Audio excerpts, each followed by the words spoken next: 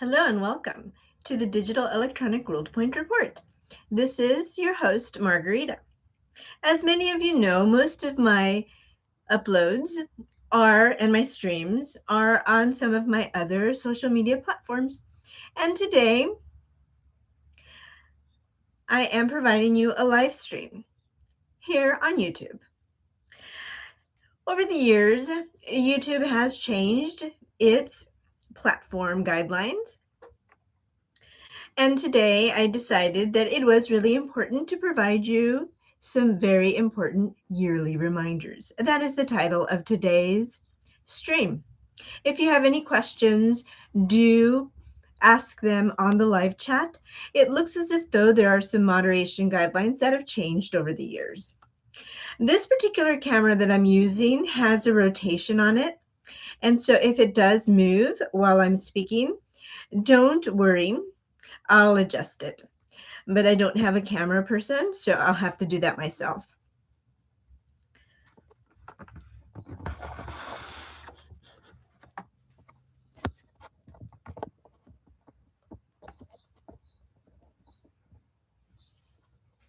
Now, the topics I'll be covering today for the yearly reminders are vaccines, Medicare open enrollment, things that you can do throughout the year that are really important for cognitive health, such as hobbies.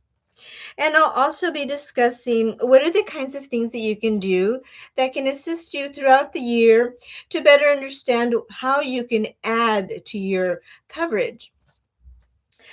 So I'll discuss that as we go through. Let's get to it, shall we? And most of the time throughout the year, you've heard me actually discuss lifestyle ideas, such as some of the concepts throughout the country. I discuss things about society, culture, such as eateries that I have supported. Yes, I know there are some vloggers that eat at eateries and they rate them. They might post on Yelp or on different locations, but they don't always pay for the food that they are rating. And that's okay because they have different supporters and different sponsors that do pay for the food. But I do go to different locations and I pay for the food that I eat, and then I decide which ones I'm going to post about. And that is because I actually support in different locations, different cities, and it isn't always easy to pay for everything. It's expensive. As many of you know, food has increased substantially over the years. And particularly since February of 2026, vegetables have gone up 48%. So that is not a small feat to undertake when going to eat somewhere. You have to really decide, where am I going to go to eat today? And most of the time, people do, the general population, eat indoors, eat at home. And that is because of economic situations. But having said that, let's get to it, shall we? You're wondering, why is Margarita so close to the camera? Well, as I mentioned before, I have to hold this. And because I'm holding this, it's only as far as my arm span. And many of you know that mathematically, when you actually extend your arms from length to length, if a person measures the length of that span, that is actually your height. And so since I'm actually holding the camera, it's not very distant because I'm only 5'2.5" now. I actually was at my tallest point in time, I was 5'3". But now, according to the doctors, I'm 5'2.5", maybe. But sometimes I'm 5'2", depending how thick my socks are or how much of a sole my shoes have. So things change as we age, don't they? Insofar as vaccines, this year the guidelines have changed. And as we begin to age, yes, I'm in my 50s, so I get to talk about all sorts of lovely things now that I didn't used to talk about many, many years ago. You know that I've always advocated for healthcare, especially healthcare reform. When the Patient Protection and Affordable Care Act was passed, I am one of the individuals that heavily advocated for its passage. And I'm very proud of that. Although it has changed over the years and it doesn't exist in the same way that it did for the years that it did, it still is known as the renowned legislation that changed people's lives. And it is important to note that there are important facets of healthcare that people can never forget, which is sometimes you need to advocate for your own health because you really know your own body in many ways because you are the one that follows up with your doctor. You are the one that knows your body when it isn't well. And you are the one that knows every year there are certain places you have to go to find things like vaccines. Now, if you're an anti-vaxxer, well then you can just disregard this comment because there are some other comments that I'm going to be making which are really important that you're going to agree with me on. So you can't really ignore me.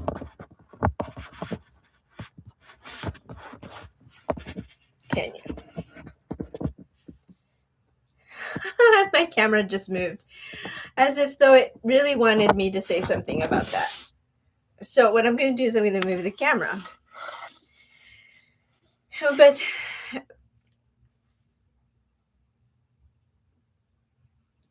I don't want to upset anyone, so I'm going to change it. So that it doesn't wiggle around so much. How about that? We won't talk about the politics of people wanting or not wanting vaccines. We'll leave that for a different conversation for other people to distinguish. All I will tell you is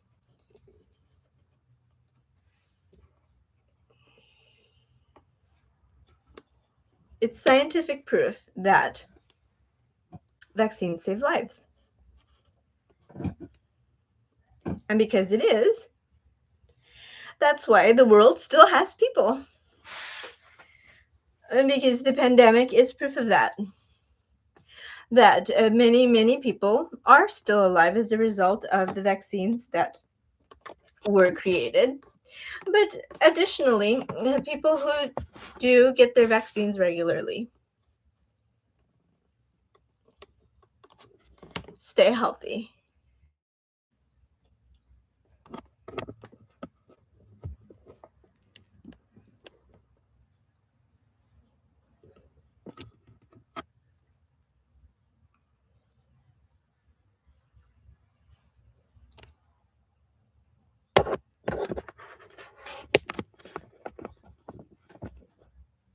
Now, if anyone is playing with this camera on the other end, do stop, please, because it keeps turning upside down, even though I turn it upright. So I don't want there to be any animosity. These are really important facts.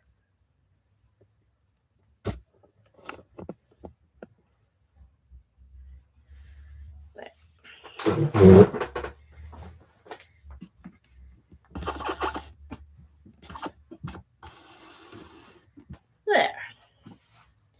Now, back to vaccines.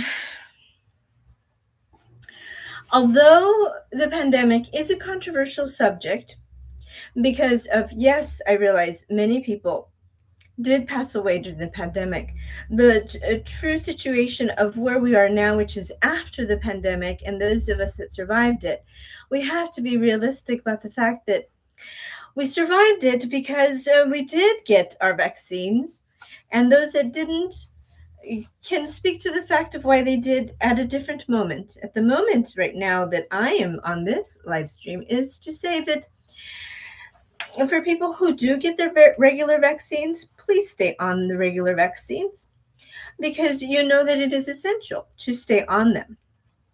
And the specific ones that you do get. Because, for example, if you've always received the Moderna vaccine, please stay on the Moderna vaccine. That is at least the traditional protocol for it. Insofar as what this year is being called for on the flu vaccine, many of you saw my post and communication that the quadrivalent is not available this year according to CDC guidelines. They've decided to only approve the trivalent, and they explain their guidelines. I did read the details on that. It approves a lesser strength of the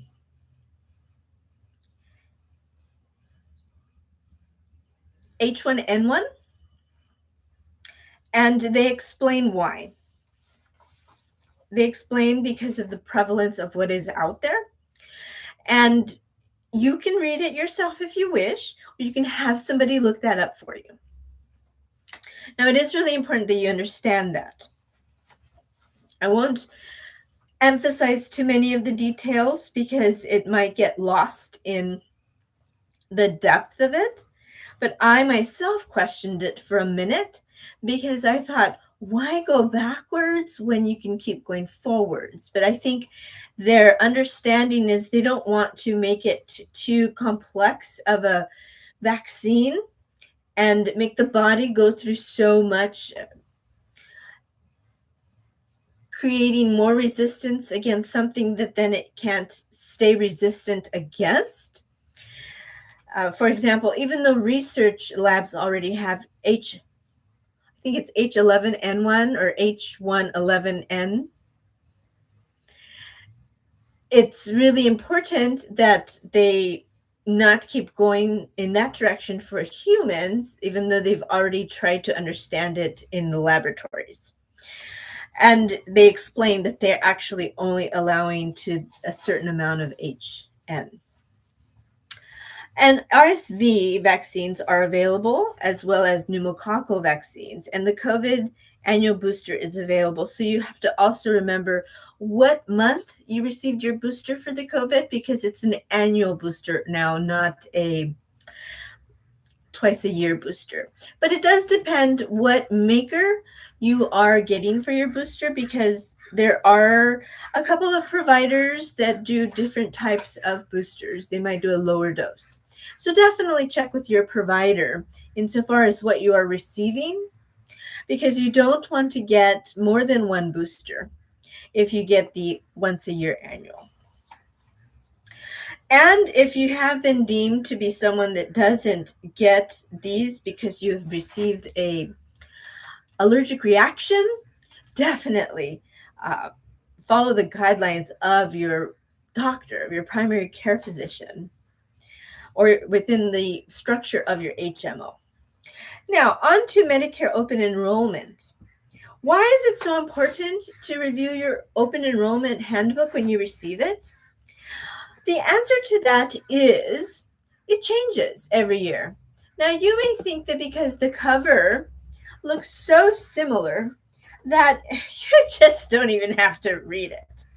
And you're probably thinking, that Margarita, she is such a tough cookie, but she's such a pill. I know, I seem so annoying to some people, but it's true. You have to look at the details. Do you know that in 2024 it looked like this?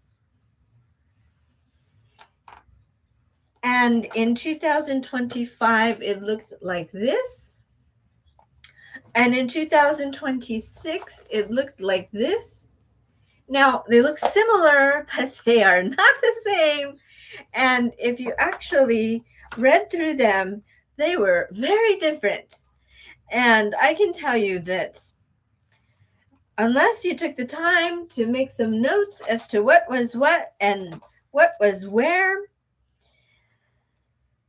it's very difficult to really mind yourself year after year, which ones were the providers that were conducive to what location? Because, shocker, even doctor's offices that are in your city, they may be in your book. Remember, it's in the back of the Medicare book where it says plans, that you actually see where the locations are, and this is the section that you call to enroll. Because all the other portion are the details of the coverage. And that is what has been thinning out every year. So, the shocker I was talking about is that it might have an address within your county, but that doesn't mean they're going to approve you for coverage. You have to still call them. Don't ever assume that you're going to be automatically approved. You have to keep asking, and you actually will have a plan, especially when you get this, because this means that you're actually eligible. But you have to call. And if you have somebody who does this for you, fantastic. Not everybody does. And the reason that I am helping you remember these details is because I actually enroll myself. But I know that there are people who have companies that do this for them, and that is fantastic if you have that, because it is undeniably a gem of an asset to have people show up and do this for you, because it saves you. I would say I spent about 40 hours to 50 hours last year.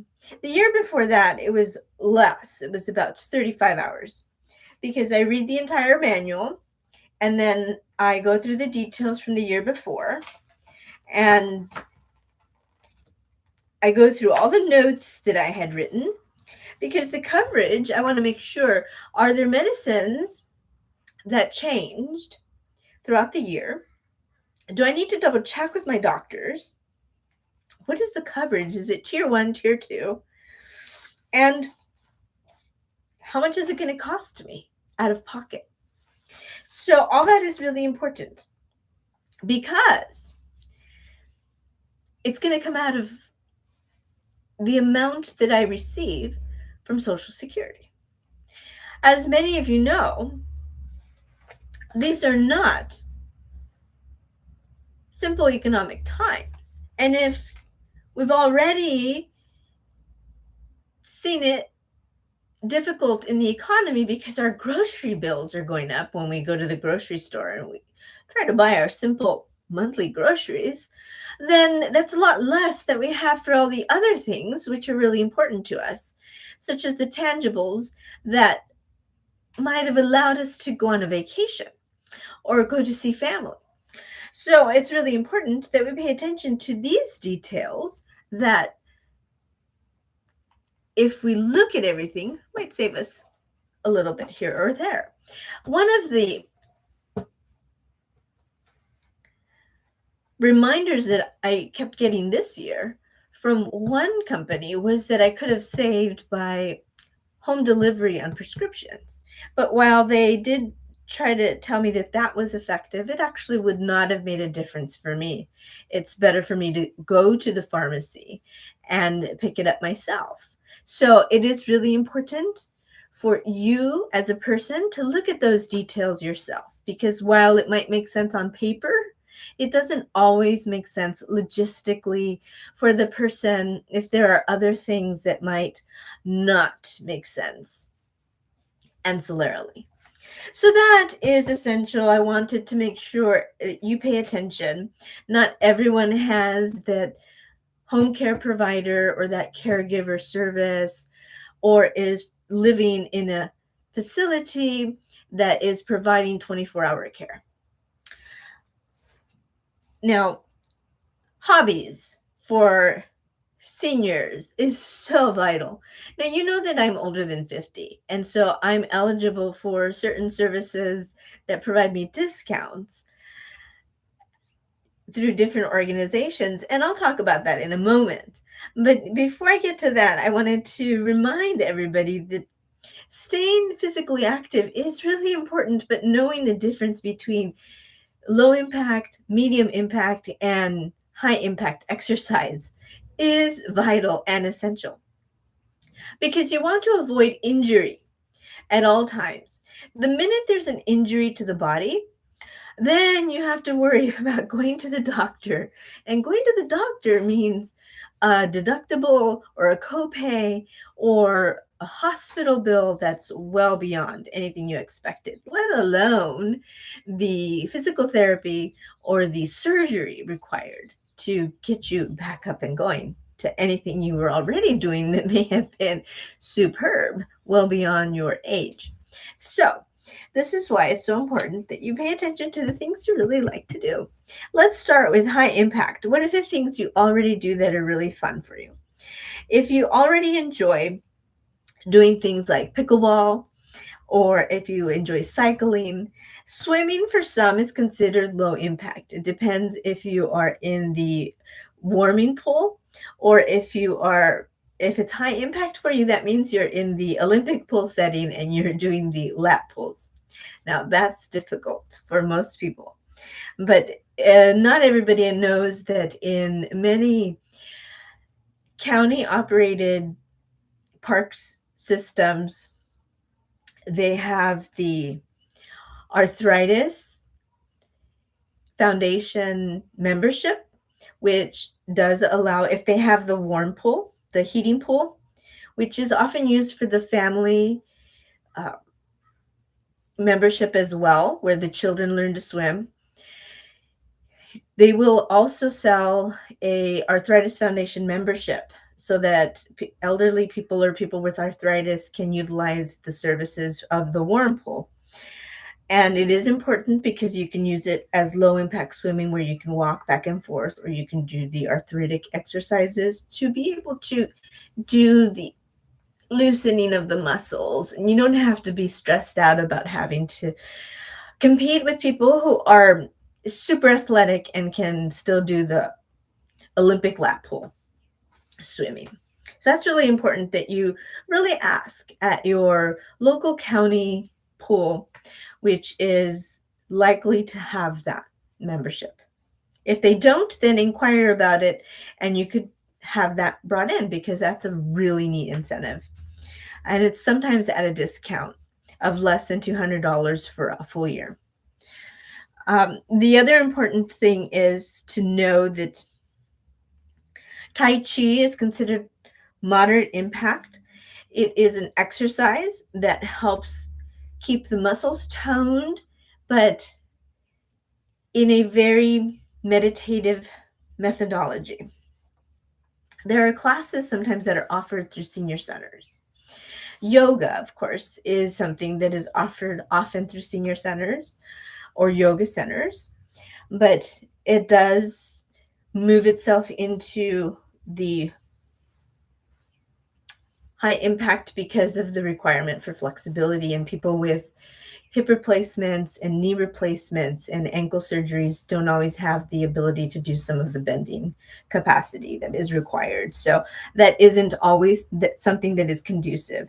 And then moving into an all impact, mostly low impact, but high intellectual capacity to be able to maintain cognitive is utilizing the brain at all times. And those are puzzles, spreadsheets, Sudoku, and puzzles includes crossword puzzles and word searches.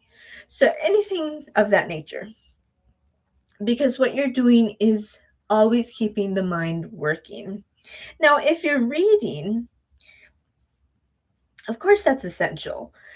But keep in mind that what happens with books is if we've read them a first time, we don't have to always read them a second time. The reason I caveat that is what happens with books is when we have read them in a context of learning within a school system, we learn them because we want to get that encapsulation of what the moral to the story was, which comes with the instructor. And then when we sit down and try to read it again, we don't get that. We just get we read it and now we're lost in what it was just to us as adults. And it's okay if we read it, but then we just read it just to read it. And so the other point I wanted to make about reading a book sometimes decades later that may have been put together by someone who didn't understand what they were doing or sometimes even botched history. They may have insulted history itself. I recently went to the library to check out books, and I checked out some new books, which I am still in the process of reading, which are quite interesting. But I also went to the Friends of the Library section, and I like to do that sometimes, to purchase books. And I found an old book, which I thought was fantastic. But unfortunately, in the process of doing that, I found something that I thought was beyond scandalous. It actually was a detriment to history. Because what happens when you ruin history is you run the risk of it getting into the hands of someone who doesn't know how wrong it is. And so this book that I found was published by a foundation who put it out of context, how they did this. So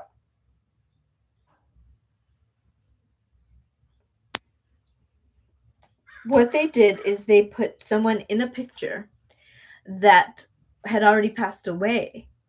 And why they did that, I don't know. I'm not going to show you the picture, but I am going to show you the cover of the book. And the reason I'm not going to show you the picture is because I think they did it just horribly wrong. So, this is the book. And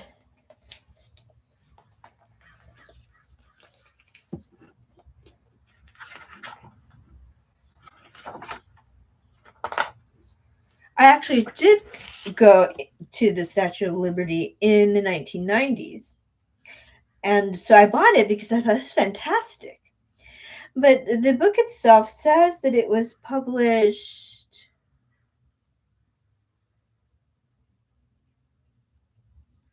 in 1985. Now, I'm not so sure that they got a lot of the history correct. Because what they did do is put in some information here saying that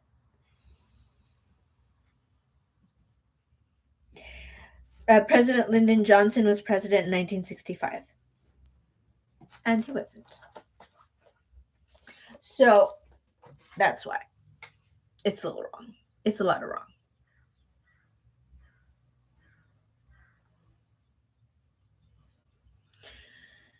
And what they did is they put in some other people in the picture that should not have been in the picture.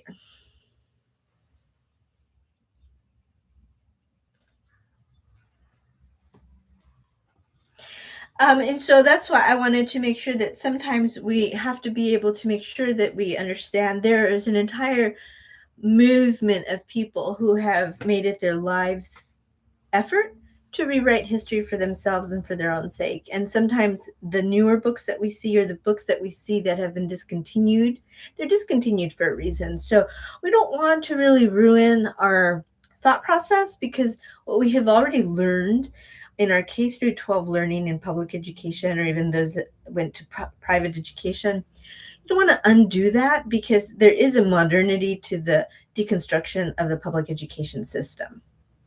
And sometimes the privately funded publishing of books has done that. And so I wanted to call that out because that to me is a little bit insulting because it really ruins the dynamic of some of the basic structures of our democracy. And I was really surprised by that. Because when you go, it's one thing when you are looking at a parity, it's another when you're looking at what is um, the foundational democratic values of who we are as a country. And so that's why I was surprised. But in this instance, I wanted to just really help you understand that don't confuse yourself by when you actually have extra time and you want to do things that are really fantastic. Make sure you not only support organizations that are fabulous, but also that you are making the best of your hours by reading material that is accurate. And it is actually really difficult to find accurate material these days because so many people are trying to redevelop and deconstruct what was out there. And by deconstructing it, they can never put it back together the correct way. So that is challenging. And then the last thing, insofar as memberships that can help with a lot of these coverages that have changed over the years, there are different medications that are now available because of what the current administration in Washington is offering through healthcare. They've created their own healthcare, which they call um, in the name of the current president. Now, the accuracy of it, I'm sorry, I'm not going to get it correct because my algorithms don't pull up the current administration for some reason in its entirety. So you'll have to ask your own caregivers or look it up when you get your handbook. But it didn't show up last year for me, but I believe it's called Trump Healthcare. But you'll have to look it up. That's the last I heard of it was that's what it might have tried to have been called. But they have their own medicines that you can get at a discount if you sign up for it. But it doesn't show up in my algorithms. The other discount that you can possibly get is through AARP if you are 50 years or older. And one of the neat things is because Medicare has not offered dental coverage for over a decade, you can get dental coverage through under AARP for as under $30 a month. Currently, that is something that I did sign up for, and so it is a possibility to have it. It's a dental HMO. And it's vital because recognizing that having at least basic dental coverage is essential. And the other thing is that, of course, AARP offers a lot of other items within their membership, but I wanted to keep this conversation today just simply to what some really massive yearly reminders are. Because everyone knows that we start to receive our yearly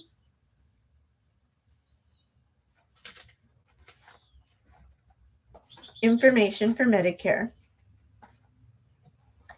right about October. And if you don't sign up on time, then you miss out. So make sure you start looking for that in your mailbox. And if your children get that for you, or your caregiver gets that for you, or your provider gets that for you, or if you only get the one that's at your live-in facility, and make sure you ask about that because sometimes there are some changes that do affect. And everyone knows across the country that last year, from 2025 to 2026, there were massive increases in the premiums. And as a result, enrollment declined vastly in many of the healthcare with many of the healthcare providers. So it is important that people budget accordingly so that people stay healthy, people stay alive, and continue to be vital contributors in society. There is still a cost of living adjustment budgeted, and it is intended to be voted on in Congress. So please continue to advocate and call your congressperson and your senator and let them know how important it is that they not forget about you, about us, about everyone who is in the United States of America. And if you have any questions about your handbook, make sure you contact Medicare.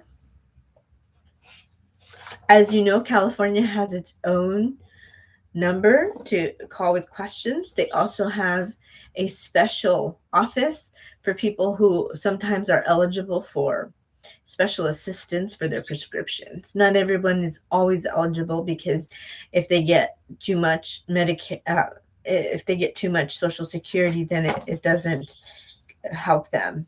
But that's something that those individuals will assess with the person. So I certainly hope that this has been a little bit of an assistance. Before I end today, I wanted to finish with, there's one more exercise that everyone knows about, which is so important, that you can't do without. If you haven't learned how to garden in your life, you should at least once. If you haven't learned how to mow a lawn, if you haven't learned how to trim a rose, you haven't learned how to prune a hedge, how to trim a hedge. Those are really important things that help keep people healthy, because it not only does it keep our arms strong, but it also helps us get out into the sunlight. So I'm going to show you something really important of how to do that in a most efficient way. Now, when you get out there, it may or may not show you, but make sure that you walk around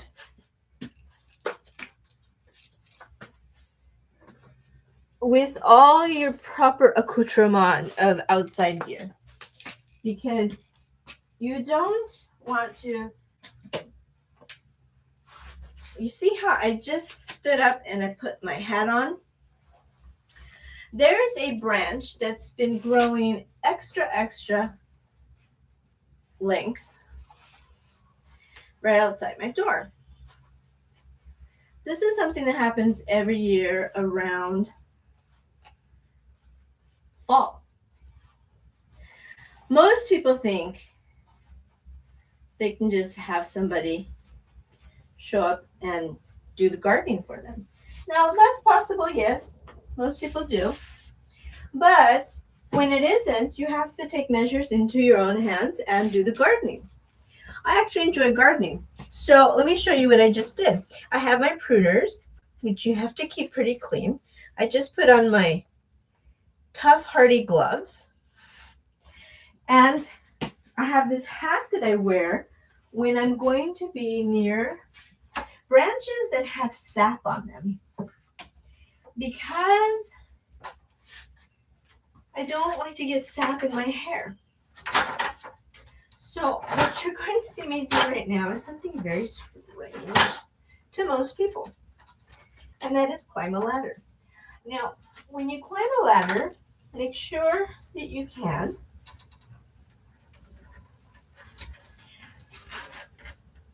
and if you can't climb a ladder, don't. I have these unique ladders that have handles.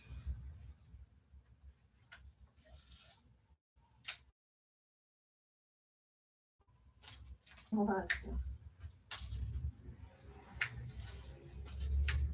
Right now, I just trimmed a few branches, which are the worst branches that are too close to the door, because they are a hazard. And you'll notice that in order for my own safety to be okay, I am still holding on. And I wanted to show that to you, because you don't want to be on the ladder where you're not holding on to it when you are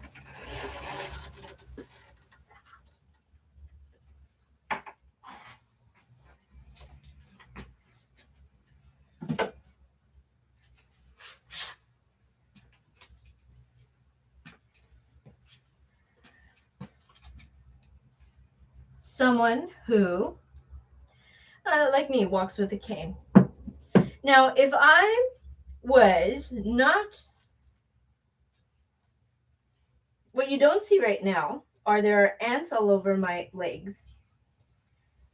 And they actually do start biting on my skin. I call them carnivorous. They're really awful. They're very strong. And so that's why I don't go out there very often, especially in this weather. I'm going to have to right now clean everything that I touched with my gloves. I use Clorox wipes. I did that right now to get rid of the ants off of my ankles.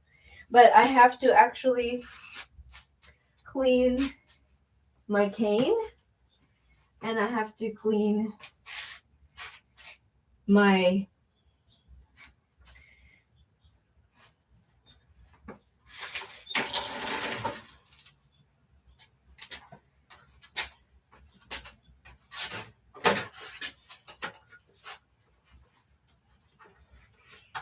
doorknob. But what you didn't see is that there are ants all along the doorway because that tree is full of sap. And because I had the door open, the ants were all over the entrance. And so this is why I wanted you to see this, how dangerous it is for people like myself who walk with a cane. I am very careful because I have been gardening for years. But I needed you to understand that you should not do that without assistance. Someone spotting your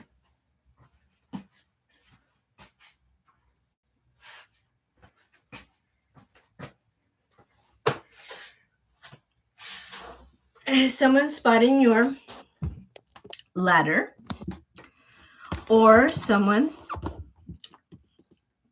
doing that for you. That is why a lot of times people who are on Medicare have caregivers. And this is why I have a special ladder that is low enough that I hold on to it. I'm very careful. I wanted to show that to you because you should never let your branches be that low.